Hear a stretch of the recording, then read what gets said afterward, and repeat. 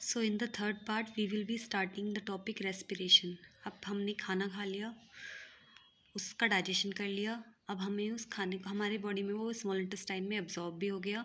अब हमें क्या करना है, एनर्जी कैसे मिलेगी हमें खाने से। सो दिस प्रोसेस से हमें एनर्जी मिलती है खाने से, फूड से, उसको हम बोलते हैं रेस्पिरेशन। रेस्पिरेशन प्रोसेस में होता क्या एक्चुअली, जो 6 कार्बन मॉलिक्यूल है, जो ग्लूकोज है, वो ब्रेक डाउन होता है 3 कार्बन मॉलिक्यूल पायरूवेट में। ये सारा सेल के साइटोप्लाज्म के अंदर होता है।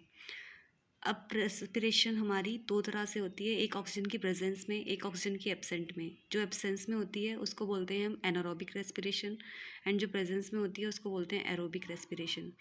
एरोबिक रेस्पिरेशन माइटोकॉन्ड्रिया के अंदर होती है। इसमें बहुत सारी लाइक 32 एटीपी जनरेट होती है, बहुत ज़्यादा एनर्जी रिलीज़ होती है। लेकिन एनारोबिक रेस्पिरेशन में बहुत कम एनर्जी रिलीज़ होती है, सिर्फ 2 एटीपी तक ही एनर्जी बन पाती है।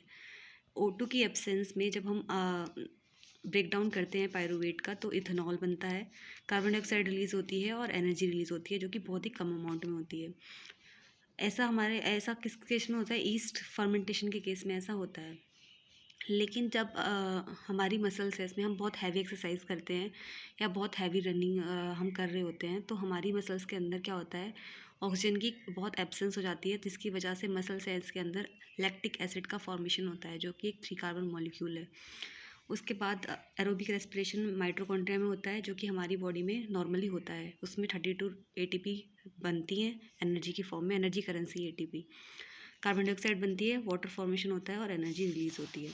उसके बाद आपको पता है कि जो एक्वेटिक एनिमल्स होते हैं, फिश वगैरह होते हैं, their breathing rate is very much faster than us, क्योंकि वो क्या करते हैं, डिज़ोल्व ऑक्सीजन को लेते हैं, इसलिए उनको क्या करना पड़ता है, बहुत ही फास्टर रेस्पिरेशन करना पड़ता है।